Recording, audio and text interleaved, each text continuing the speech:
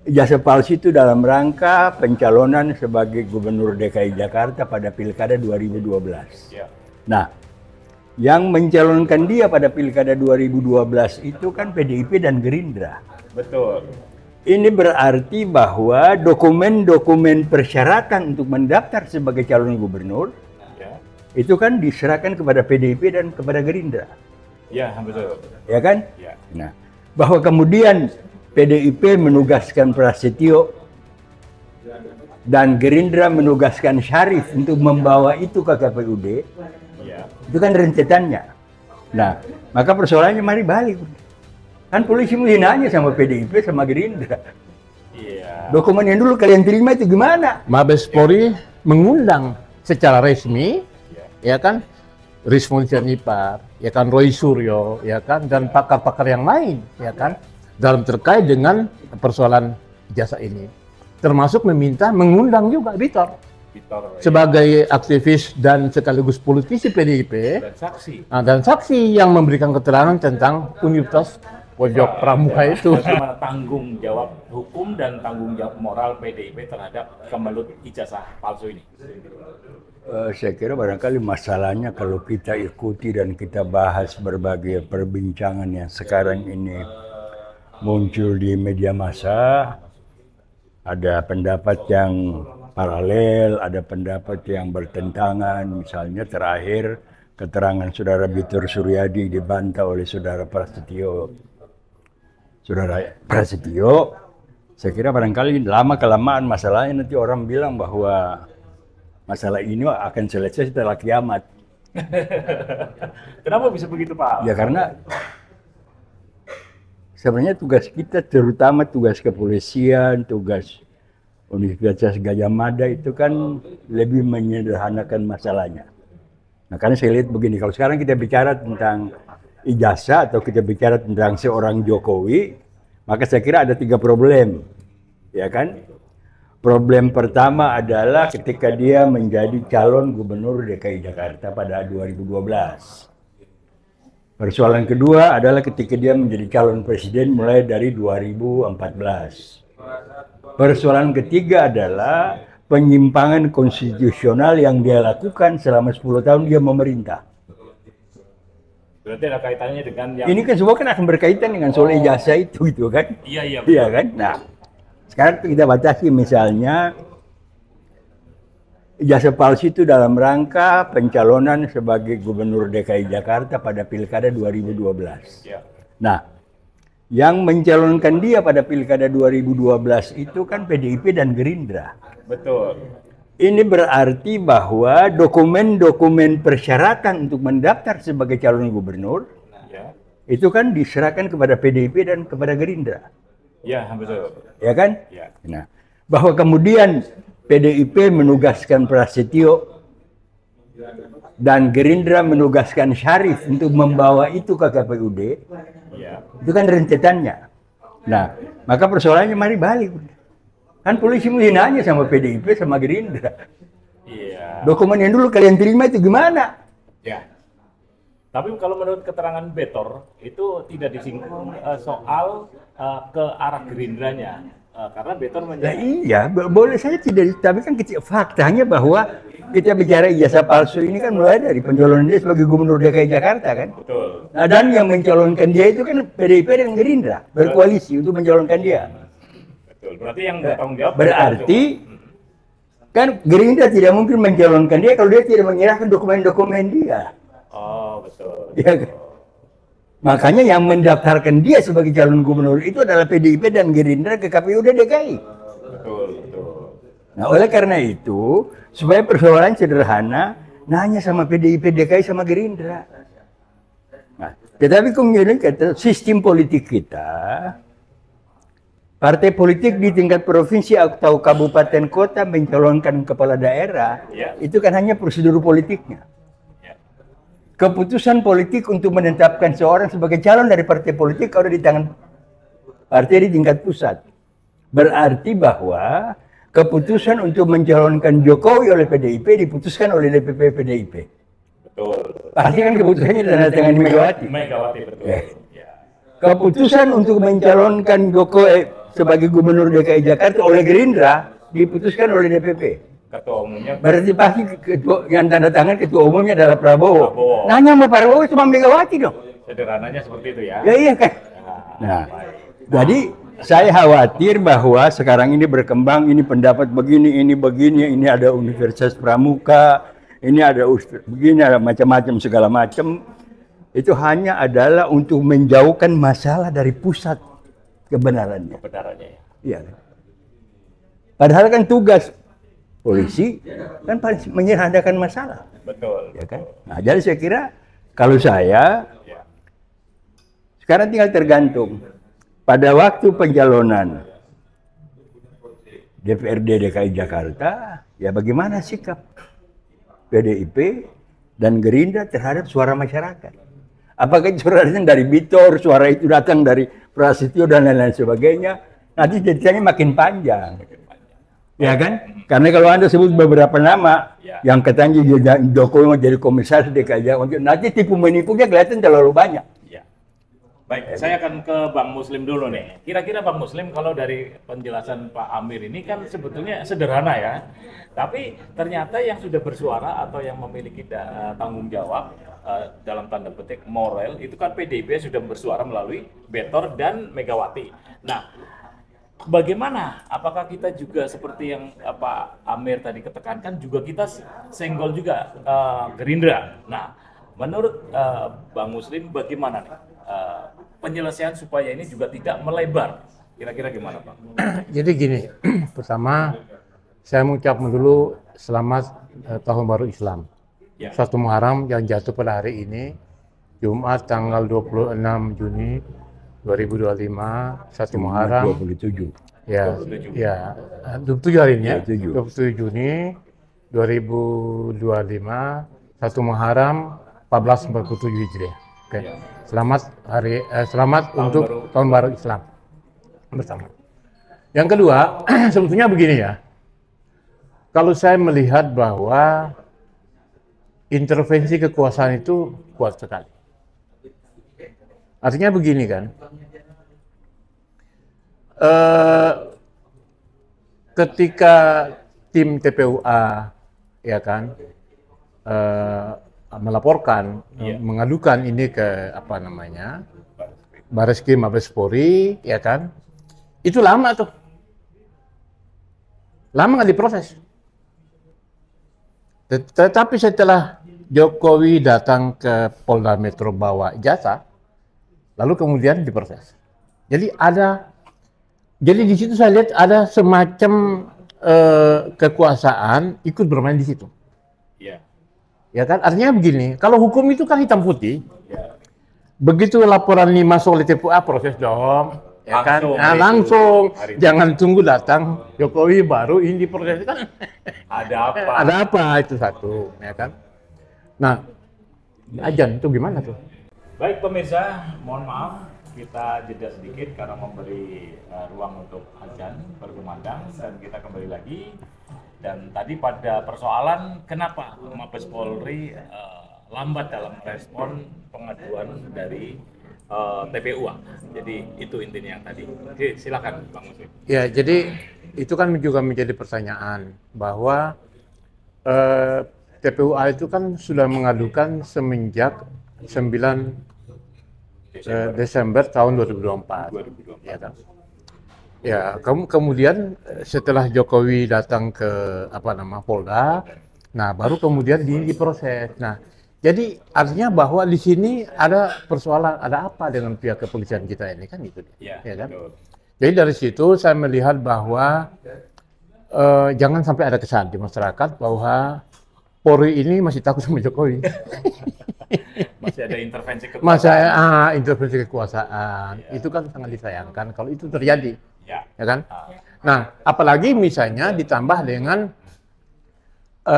konferensi pers yang dilakukan oleh Dirtipelumi itu. Dirtipelumi. Direktorat Tindak Pidana Umum itu kan.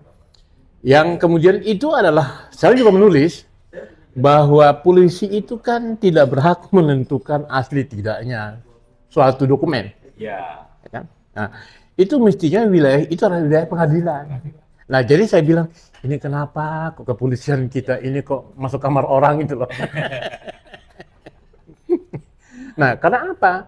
Dalam tulisan saya beberapa waktu yang lalu bahwa itu kan melanggar Perkap, ya kan, perintah Kapolri dan peraturan Polri, dan juga melanggar KUHP 104. Itu pelanggaran. Dan itu rencananya kita mau akan gugat itu. Dari TPU akan gugat itu, akan mau rencana. Oh, baru rencana. Rencana untuk menggugat itu, ya kan, tentang keputusan yang dikeluarkan oleh pihak Bareskrim dalam keidentikan jasa itu, ya kan? Karena melanggar Perkap tadi ya. Iya, melanggar Perkap dan peraturan Polri dan KUHP itu, makanya itu harus kita menggugat, gitu kan? Itu satu. Yang kedua, yang ketiga, sebetulnya kan begini kan, seperti Bang Amir bisik sama saya tadi waktu jeda. Ini kan Mbak Mega sudah ngomong, ya kan? Mbak Mega bilang ya sudah, kalau memang itu tunjukkan saja kan gitu dah. Cuma menjadi pertanyaan dulu, nah itu dia. Mbak Mega lihat apa gitu? Iya dulu waktu Jokowi cagup itu, cagup itu kan tanda tangan dokumen. Iya. Itu bagaimana? Mbak Mega lihat apa enggak itu jasanya kan itu masalahnya kan gitu loh, ya kan? Apakah memang nggak ngelihat jangan? Nah itulah masalahnya, asal tentang saja kan itu dia kan. Nah begitu juga Prabowo kan juga dalam salah satu pidato di sudut presiden, ya kan, sudah pernah menyinggung masalah jasa ini kan itu dia. Ya. Nah sementara ini kan sudah sekarang sedang lagi hot-hotnya, ibaratnya ya kan, lagi viral-viralnya nih, ya kan. Nah, itu jadi bukan saya meralat bukan hanya tanggung jawab PDIP saja. Betul. Gerindra juga. Harusnya karena ibarat ini kan PDIP sama Gerindra kan suami istri nih. Ya. Ketika mengusung pengantin Jokowi dan Ahok pada Pilgub 2017. 17. Ya, 2012 kemarin. Iya, ya kan? 2012. Ya, kemudian 2 tahun terus lalu kemudian diteruskan dengan capres kan? Iya. Artinya bahwa jadi gini, saya memang sekaligus saja berencana hari Senin besok itu saya dari TPUA kebetulan sekarang ini sedang berhalangan, ketua TPUA-nya itu saudara Egy itu sedang berhalangan. Ya. Jadi saya kan diamanahkan untuk memimpin sekarang ini sementara, ya kan?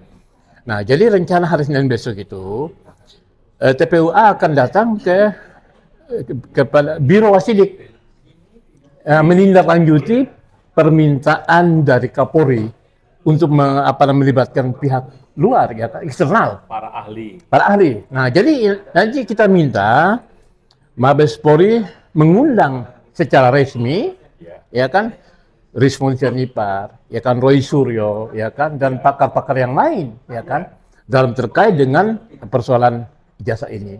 Termasuk mengundang juga Bitor sebagai aktivis dan sekaligus politisi PDIP dan saksi yang memberikan keterangan tentang Universitas Pojok Pramuka itu. Itu jadi kita minta dong, jadi supaya bukan apa-apa. Jadi jangan sampai karena apa? Di publik itu kan tersebar, ya kan, pandangan bahwa loh kenapa polisi kok begini, kok polisi, ya itu. Saya kira itu. Saya kembali ke Pak Amir. Ini kan sudah mulai mengerucut dan sudah terang benderang ya Pak Amir ya. Jadi tinggal sebetulnya sekarang diserahkan kepada pihak penegak hukum ya Pak Amir ya, kalau sudah seperti ini. Tapi ada kendalanya, kemarin kan prosesnya sudah dihentikan melalui Bareskrim ya. Nah, kalau menurut pandangan Pak Amir bagaimana nih seharusnya tanggung jawab penegak hukum untuk kembali mengungkap ini seterang-terangnya supaya tidak bikin gaduh terus? Ya, pertama-tama harus kita lihat bahwa apapun nanti keputusan akhir terhadap kasus ini, apalagi sampai keputusannya membuktikan bahwa ijazah itu palsu, maka ini kan akan menimbulkan dampak bukan saja terhadap pelaksanaan pemerintahan DKI Jakarta, tapi juga pemerintahan nasional dengan segala institusinya. Kalau misalnya palsu, berarti seluruh kebijakan Jokowi yang dilakukan selama 10 tahun itu untuk tingkat nasional kan batal demi hukum. Itu kan satu kesalahan konstitusional paling mendasar. Betul. Berarti semua tindakan kepolisian karena mereka diangkat oleh Jokowi juga dibatal. Ini kan yang dipikir oleh si Kapolri sekarang itu. Iya, Kalau kepusuhan dan hati akan kena saya. oh, ya kayak bumerang ya. Lah iya. Ya, betul. Ya, gitu. Secara psikologis Iya. nggak mungkin Nah, ini ya. apa sebab sekarang TNI diam? Karena Panglima TNI pun diangkat kan oleh Jokowi. Kalau Jokowi itu. Pakai jasa palsu pula. Oke, jasa Ya kan, maka Jasa yang sudah diperdebatkan dan itu. ini sangat paham ini, maka TNI diam. Iya, iya, iya. Nah, di dalam diamnya TNI ini, maka Prabowo menempuh kebijakan memberdayakan TNI dalam pemberantasan korupsi dengan membantu Kejaksaan Agung misalnya. Ya, Dengan hal-hal yang sudah positif lah. ya, ya. Ya kan ini kan diamnya TNI ini kemudian direspons oleh Prabowo Ya. dengan mendinamisasi tugas dan fungsi mereka, mendukung operasional Kejaksaan Agung memberantas korupsi. Karena nanti kelihatan banyak nih kan, ada kilang minyaknya anak siapa? Gibran itu. Bukan, Oh, yang mana? ya masalah minyak Oh, minyak. yang disita kilang minyak, Iya, iya. anaknya Reza Khalid Iya. dan lain sebagainya. Kemudian 3-4 hari lalu kan ada pemeriksaan terhadap kasus PIK2 dan PSN dengan memeriksa BPN Ya, Tangerang dan lain sebagainya, kan satu kemajuan. ya. Nah, coba Anda bayangkan itu. Jadi, kalau sampai terbukti begitu, seluruh keputusan yang diambil oleh Jokowi termasuk pengangkatan para rektor, Iya. kan semua kan batal.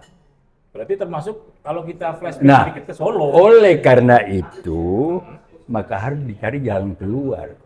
Adalah untuk menata, mengelola, memeriksa, melakukan penyelidikan segala macam, harus dicari orang, institusi yang tidak terlibat dengan pemerintahan Jokowi 10 tahun lalu.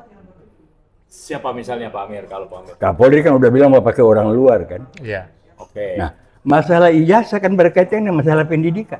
Betul. Masalah pendidikan ini kan tugas Kementerian Pendidikan. Kita sarankan kepada Presiden Prabowo, ambil alih persoalan ini, perintahkan kepada Kemendikbud bentuk tim mulai periksa dari Gajah Mada. Orang ini betul kuliah nggak? Betul.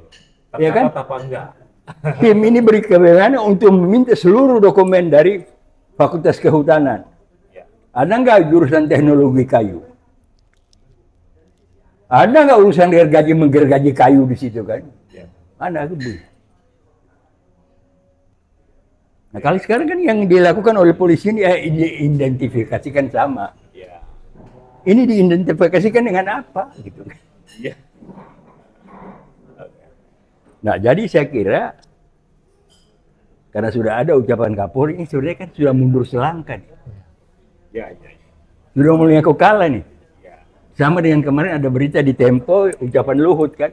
Ya. Kalau sampai ijazah Jokowi Jangan palsu, diusir. jangan sampai diusir dari. Padahal sekarang ini kan orang sedang berusaha kan untuk mengusir Luhut dari Indonesia. Dia udah merasa Dia ketakutan sendiri gitu. Iya. Nah, Betul. itu persoalannya. Iya.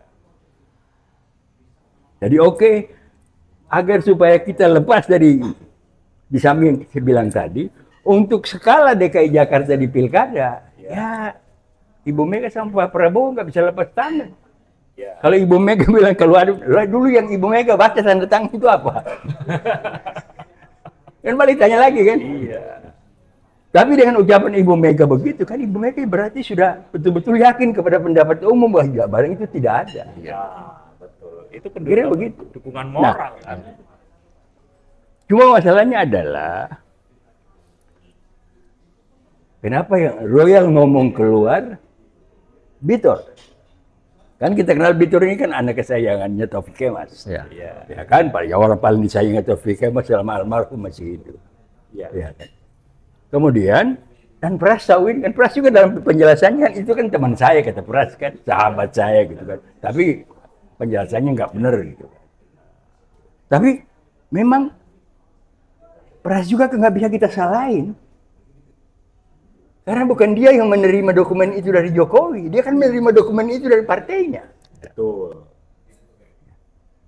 Dan dia hanya ditugaskan oleh partainya, gitu kan. Iya. Nah di sini kan kita bisa pelajari. Mungkin ada juga unsur-unsur di dalam saat itu di PDIP yang juga sudah tahu ada gejalanya. Unsurnya apa?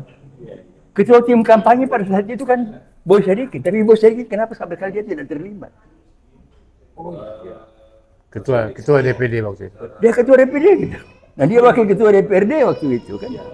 Sebelum pencalonan. Pras kan jadi ketua DPRD setelah Jokowi terpilih. Kan? Tapi pada waktu masalah ini kan wakil ketua DPRD dari unsur PDIP kan. Boy Sadikin. Dan kemudian setelah dalam perjalanan, pada waktu Pilkada 2017 kan, Boy Sadikin memilih menjadi koordinator relawan pendukung Anies Baswedan. Jadi ada hal yang harus dilihat. Saling kait-menkait begitu. Sehingga saya bilang tadi, memang agak terlalu demonstratif juga Bung Vitor menyebut beberapa nama yang sebenarnya tidak ada apa-apanya.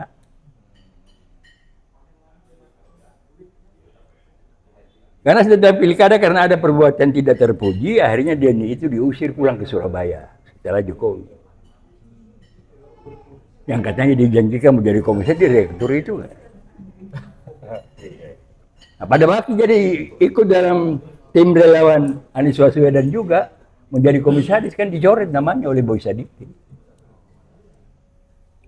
Nah, tetapi apa sebab Vitor menyebut nama-namanya justru dalam konteks ini adalah mereka yang sebagai kader PDIP tapi laris dalam melakukan hal-hal yang tidak terpuji.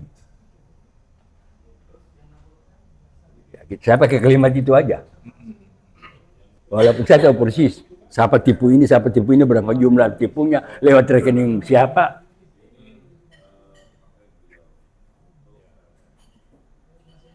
Saling mengunci berarti ya.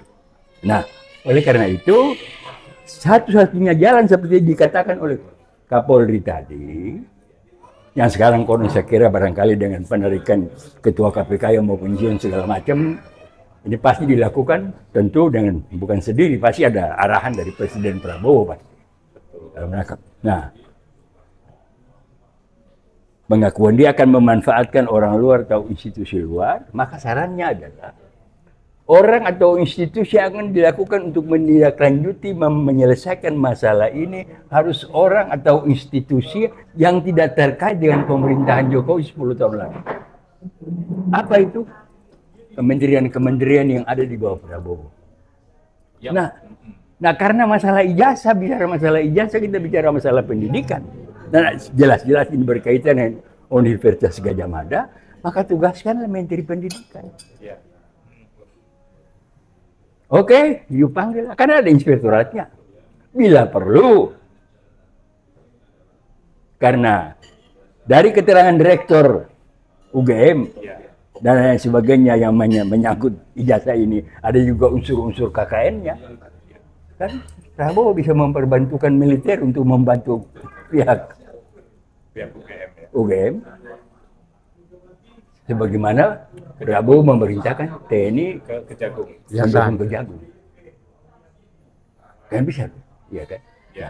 Itu bisa karena apa? Ya sekarang lu harus bicara pro kontra segala macam tentang ijazah ini kan polisi karena apa?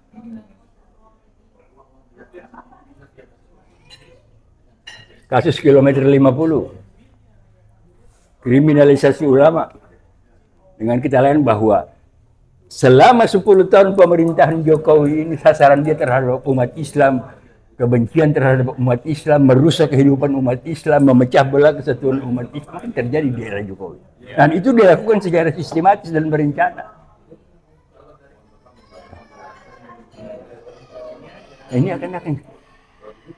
Nah, jadi karena ada dampak, ada kaitan antara masalah ijazah ini dengan faktor-faktor lainnya, baik institusi maupun personel, maka saya kira barangkali tiba saatnya. Kapolri udah mulai mundur selangkah, sambil mundur selangkah juga dengan menyatakan akan melibatkan orang luar, melakukan penertiban di dalam institusi Polri, maka saya kira bisa. Dan sebagai tanggung jawabnya, karena biar bagaimana kan keributan ini kan akan menyangkut stabilitas pemerintahan Prabowo. Nah, agar supaya gangguan ini tidaklah, apalagi nanti kalau dikaitkan dengan tuntutan pemakzulan terhadap Gibran dan lain sebagainya, maka saya kira barangkali perlu dilakukan netralisasi terhadap ijazah. Pak Prabowo memerintahkan Kementerian Pendidikan untuk mengambil alih tugas ini. Dan secara sistematis melakukan itu. Dan bila perlu saya bilang tadi, perintahkan satu satuan TNI untuk mendampingi Menteri Pendidikan dalam melaksanakan tugas yang saya sebutkan tadi. Saya kira demikian. Oke, baik, Bang Muslim ini makin menarik ini. Tapi kalau misalkan yang disebutkan oleh Pak Amir itu, kira-kira perlu nggak dibentuk yang namanya TPF, tim pencari fakta? Mengingat bahwa kalau misalkan hanya melibatkan satu institusi katakanlah ya tadi, meskipun nanti ada di backup dari TNI barangkali, kira-kira bagaimana? Apakah perlu dibentuk tim TPF? Jadi gini kan, sebelum ke sana, itu kan saya juga ingin mendengar suara Anies. Karena ini rumor berkembang, dia diberhentikan, ya kan? Ya.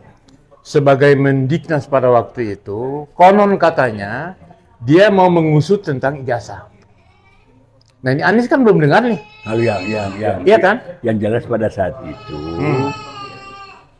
ada oknum-oknum di instansi Kementerian Pendidikan pada saat Anies menjadi menteri yang ketahuan ijazahnya nggak benar. Maka Anies membentuk itu. Nah, tetapi kalau ini merasa ini kalau jalan terus kena saya juga, makanya dia diberhentikan, kira-kira begitu. Betul, berarti bukan Jadi Anies sama sekali nggak berniat untuk dia, gitu. Iya. Anies melakukan itu karena memang ada fakta di bawahan dia. Ada oknum-oknum. Nah, jadi maksud saya kan begini kan.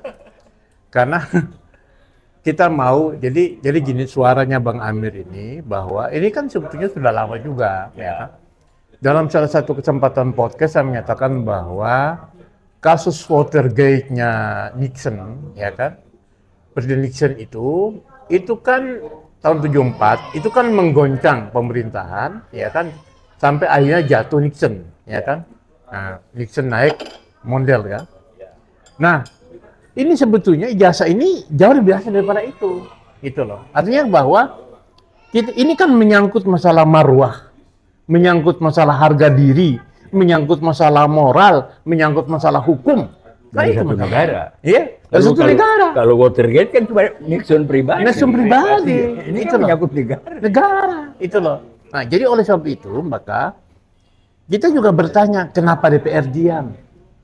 Kenapa DPD diam? Kenapa MPR diam? Kenapa partai-partai politik diam? Emang kalian semua terlibat? Bagaimana sih? Itu loh. Ya.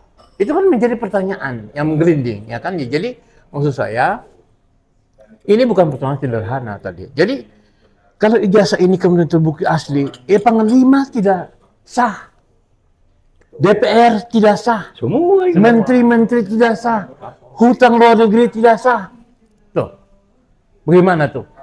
Bagaimana kita mengalami ketidakabsahan, negara ilegal selama 10 tahun dengan presiden yang jasanya ilegal itu. Termasuk utang ya, Semua utang luar negeri. negara ilegal. Semua perjanjian sama perjanjian internasional. Pindah ibu kota IKN ilegal.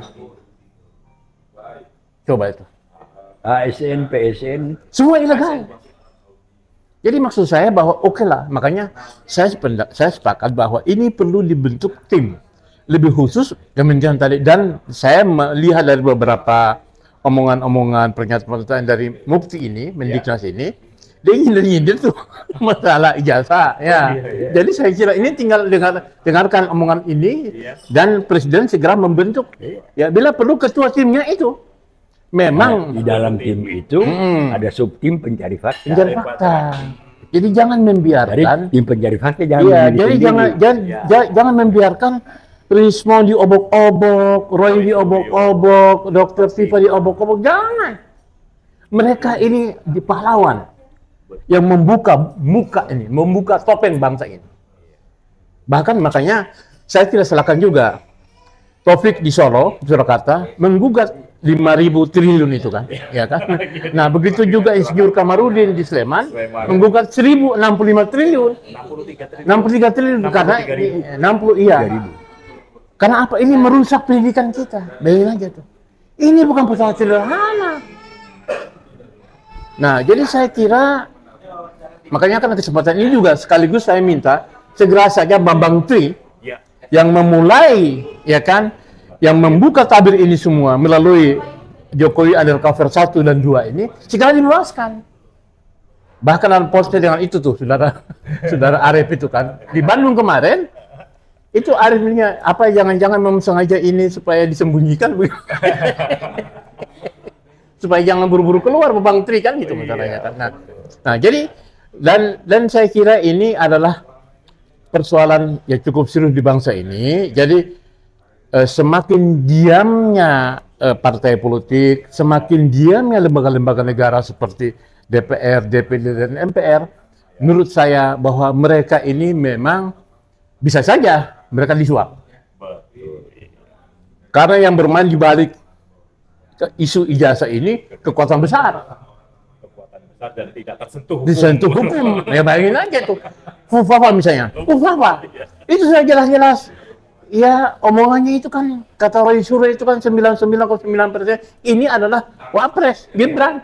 Tapi nggak tersentuh hukum. Nah, begitu juga ini Jokowi. Ya kan? Sudah jelas-jelas ini. Itu loh. Nah, jadi dengan demikian kita ini bangsa apa? Ini negara apa? Kalau membiarkan kejahatan seperti ini gitu loh. Makanya dulu ketika ribut-ribut masalah uang palsu di Makassar itu yang dilibatkan salah satu kampus, saya bilang uang palsu, ijazah palsu ini lebih dahsyat ijazah palsu daripada uang palsu. Kalau uang palsu hanya sekelompok orang aja. Kecil bagian kecil dan itu gampang kan di atas kan gitu masalahnya kan gitu loh. Nah, tinggal memfungsikan BI secara kontekstual kan itu masalahnya kan dan kepolisian. Nah, jadi itu tadi bahwa jadi kami ini seperti ini kan saya juga menyayangkan kenapa ya kan Roy Suryo, Egy Sujana, teman-teman saya itu kemudian Rismon Sianipar ya kan dan lain sebagainya bolak-balik dipanggil. Terus orang-orangnya Jokowi mana? Nggak ada yang dipanggil satupun. Jadi saya boleh, ini hukum apa? Ini negara apa? Polisi apa ini? Boleh dong saya bertanya seperti itu. Jadi sekali lagi, saya meminta kepada teman-teman kepolisian di Polda Metro dan di Barreskrim bekerjalah profesional, ya kan? Karena apa? Ini semakin meskipun ada survei kepolisian kita dan sebagainya apa terbaik dan sebagainya, saya melihat ini malah jadi ketawa, kan gitu masalahnya kan? Itu, saya kira itu. Ya, baik, Pak Amir ini sebagai penutup nih. Tadi sudah mengerucut ini persoalan-persoalan yang kaitan kegaduhan ijazah palsu. Tadi sudah memang harus dibentuknya tim pencari fakta, tapi di dalam satu tim itu di dalam tadi. Nah, kira-kira sebagai penutup nih, apa langkah pertama yang perlu sekarang harus dilakukan oleh institusi tertentu atau oleh seseorang tertentu atau oleh Prabowo dan Megawati kira-kira?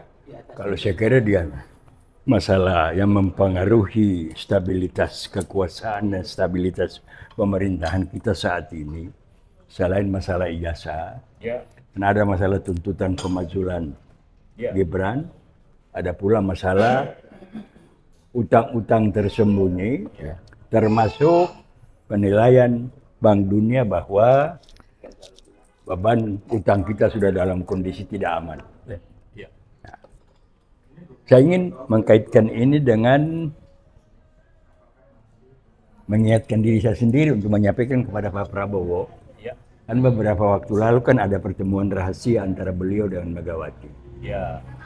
Kemudian juga antara pertemuan itu diutus juga Saudara Dasko untuk menyampaikan pesan rahasia kepada Ibu Megawati.